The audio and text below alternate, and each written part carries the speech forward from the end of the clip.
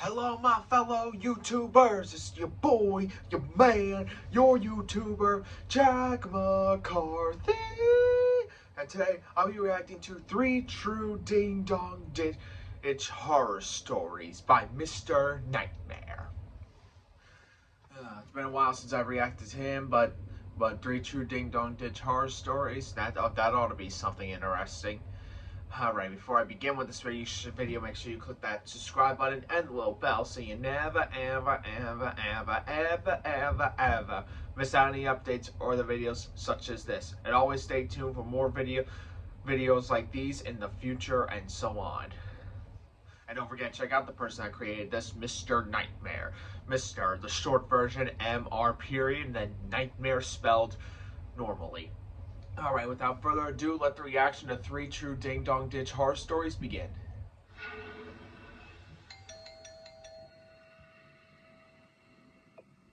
By 2, hang on. Sorry, everyone. Aw, damn it. Get a fresh start to the new year with us. Yeah, I just want to see who the people were. Damn it, come on. Here we go. Back to Terry and Ian, okay? Story 1. Sorry about that. During Christmas break, my friends Chris, Presto, Robert, Luke, Chase, Jamie, and Kevin were tired of just only watching football all night and decided that one day we would ding dong ditch. Towards the end of our break, we all gathered at a pizza place and started going around town trying to find a perfect house. After we found a house, my friend Chris rang the doorbell like 5 times and we all ran away laughing. Then we did this for a second time and we all ran away laughing again. When we went back for a 3rd time, my friend Chris again went to ring the bell and he rang it again at least 5 times and we all ran away. After this time, we thought that the people in the house were just not giving into our prank and we started to walk back to my friend Presto's house. Maybe. All of a sudden, I looked back and saw this man charging full speed at us. I told everyone to start running, and I saw the panic in all my friends' eyes. Presto slipped while we were running, but was fast enough to catch back up with us. We then took shelter in Presto's backyard, and we saw the man wandering around the block looking for us until he gave up. Oh, we were all scared and decided to just go home, but we wanted to do the same house again the next day. Why? When the next day arrived, I told my friends that this time I would ring the bell because I haven't in a while. When I got up and rang the bell and we all started to run away, we all saw the man again chasing us. After we kept running and couldn't see him, we noticed that the man was now in his car speeding after us. Shit. This is when we started to split up. Yeah. Me, Chase, Robert, and Kevin all ran down one block, while Luke, Jamie, and Presto ran down another. After Chase and Robert found a place to hide, Kevin and I were still running away from the man. We hid under some trees for 10 seconds, thinking we lost the man, until the man started to run over people's properties and curbs, still after us. This is when Kevin started to run away, and I followed him. But because Kevin had a head start, he was able to escape, and the man saw me and nearly hit me with his car while blocking my way. Whoa. While the man stopped his car in front of me, I quickly took out my phone and recorded this video. Where were you going? Sir, I swear I gotta do anything. Where were you going? Sir, I swear I gotta do anything. Sir. Run!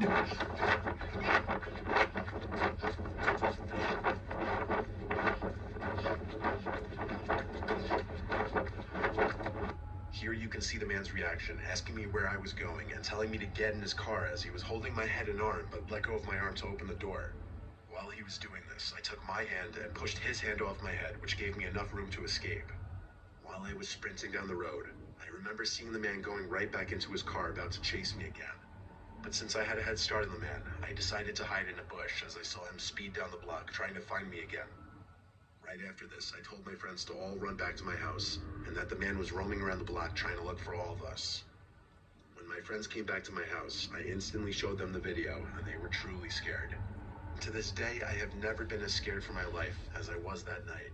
And then again, they probably never did it again, or possibly to that man's house again. Hang on. Continue. Most kids who play Ding Dong Ditch are, I'd say, between the ages of 10 and 14. My friends and I, however, I guess matured a little later. We were 16, juniors in high school. We live in, I guess, what most would call the typical middle-class suburbs. Most of the houses are basic and look more or less the same. There is one house that a lot of people know about a few blocks away from me. It has an architectural style much different and more archaic looking than the rest. Really? It had a for sale sign out front for the longest time. And I guess around a year after the for sale sign disappeared was when this story took place. We weren't sure if someone had moved in or not, as the grass never seemed to be cut. But on an uneventful weekend night, two friends and I wanted to play Ding Dong Ditch on the house. The reason we wanted to target this house was simply because it was different, and we wondered if the person potentially living in it would be different as well, aka a better reaction. When we did this, we always had each person ring the bell at least once. My friend Joel went first. He tried ringing the bell, then said back to us the doorbell didn't seem to work, so we made knocking motions. He knocked on the door really hard, then he ran for the bush next to the front door. We waited for a minute, but no answer. Joel came running back. It was my turn to go. I ran up to the front door, and instead of giving a loud knock, I banged really hard on the door.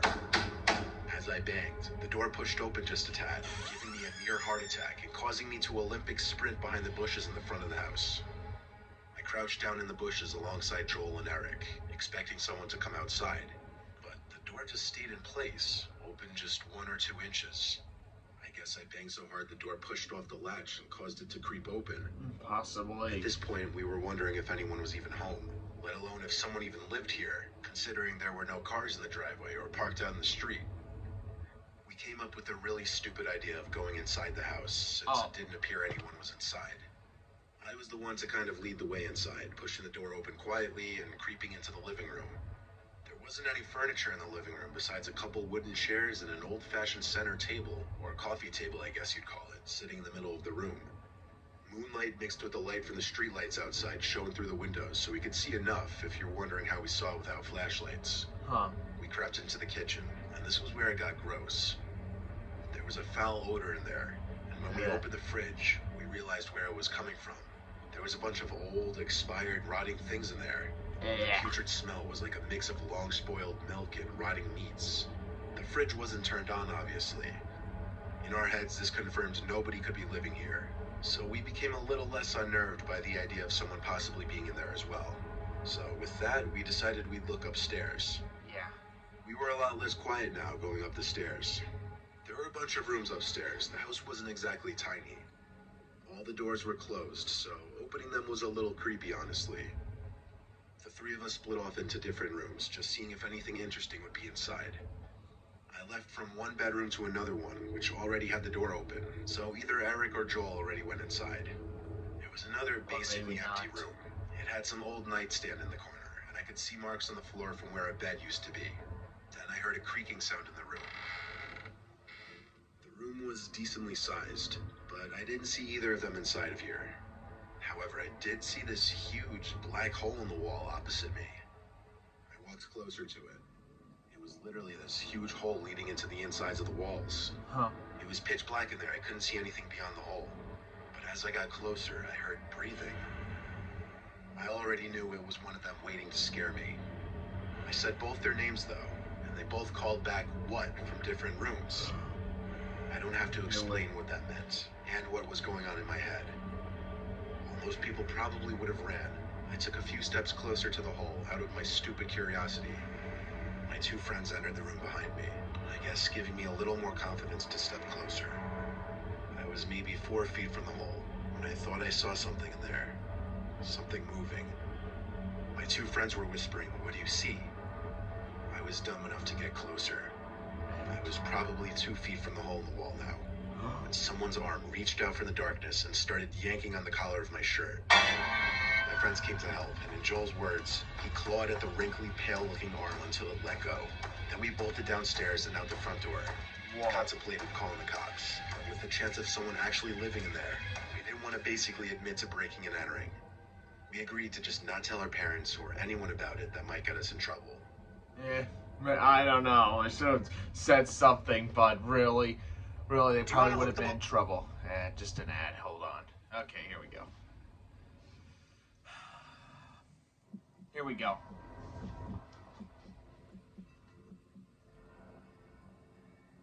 At a certain hour in the night, you enter a certain mental state in which you're not expecting to be disturbed by the outside world.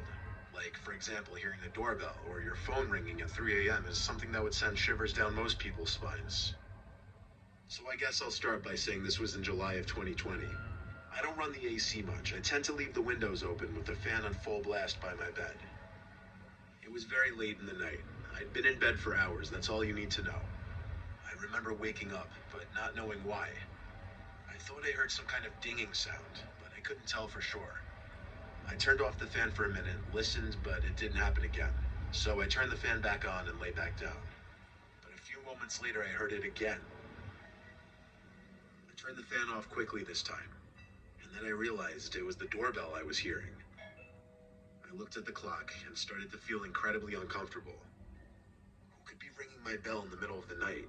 Ding dong ditchers. I grabbed one of my baseball bats from my closet and made my way downstairs. I did so quietly, so that I could sneak to the window and peek outside. There wasn't anyone on the front deck. Naturally, having to defend my property, I opened the front door and stepped out onto the deck. No one in sight. Some stupid kids ding-dong ditching. What else? Though all that was going through my head was that any kids doing that at this hour were real sons of bitches. I closed the door, but I sat in the living room expecting it to happen again. I gave it a few minutes. Then as I was halfway up the stairs, I went as fast as I could down the stairs and back to the front door. I didn't catch them in time, though. I wasn't about to deal with this. I got 911 on the phone and told them some little shits were ding-dong ditching my house at this insane hour. The operator wasn't really helpful, though. He said it's very likely just some stupid kids and to just stop answering the door and they'll eventually give up. When I asked, he said to call back if they really don't give up, or if they go beyond ringing the doorbell. I didn't like hearing that, though. It made me a little uneasy. Yeah. I went back upstairs to my room and turned on the fan full blast to block out the sound of the doorbell. I heard it again over the sound of the fan, but I didn't entertain it. I just really hoped it was actually some dumb kids. When it finally seemed like they had given up, some loud sound made me jump in my bed. At first I didn't know what it was, but I looked at my window and saw that it was getting soaked. It took me a second to understand someone was spraying my window with a hose. It stopped after a few seconds. I didn't even want to move out of the bed in fear that they would hear that, even as much as I wanted to go for the phone. Then there was a voice, not of a child's. It was a deeper voice, though I can't say exactly how deep, because it was someone calling up, "Hey, come outside to your shed." I wanted to be anywhere but in my house at that moment. I got up and looked out the web window, but there was no one down there. I went for the phone and called the cops again. The same operator picked up. After telling him what just happened, he told me to sit tight and wait for an officer to arrive at my house. Then we hung up. I had a little more peace of mind now, but still, I went downstairs to the den area of my house, which is the lowest level of my house, ground level to the backyard. The back door is in the den, as is the back entrance to the garage. When I looked out the window to the shed in the backyard, I could see one of the two doors to the shed was swung completely open. I couldn't see into the shed, and no way was I going out there. But while expecting someone to poke their head out from the shed, I heard a light creak and noticed in the corner of my eye the back door to the garage opening. It opened in a manner that I knew it was pushed. It wasn't the wind. Looking into the dark abyss that was my garage, someone went, "Psst," to break the silence. They were inside my house. I went for the front door and waited outside in front of my house. My garage door was open. My idiot self didn't lock it, and I must have not heard it opening over the sound of the fan.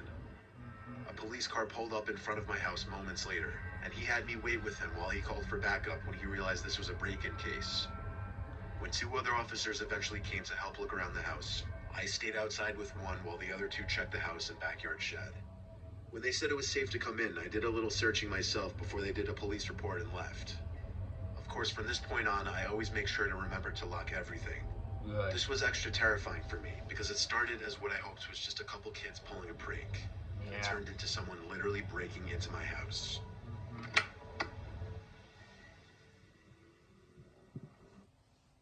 Wow. Now that was another true ding dong ditch horror story. Wow. Oh, that was scarier than the first one. It's the one you seen right there. Yep, this was the first one. I'm reacting to the second one. Wow. Very scary. Hope you guys very much enjoyed this video. Click that subscribe button and the little bell so you never, ever, ever, ever, ever, ever, ever miss out on any updates or other videos such as this. Also, like this video if you enjoyed, and check out the person that created this, Mr. Nightmare. And remember, always stay tuned for more of my reaction videos and others in the future. I will try my best I can, but you know, with school going on, it's just going to be a challenge. This is John McCarthy, signing off. El Bye-o-y.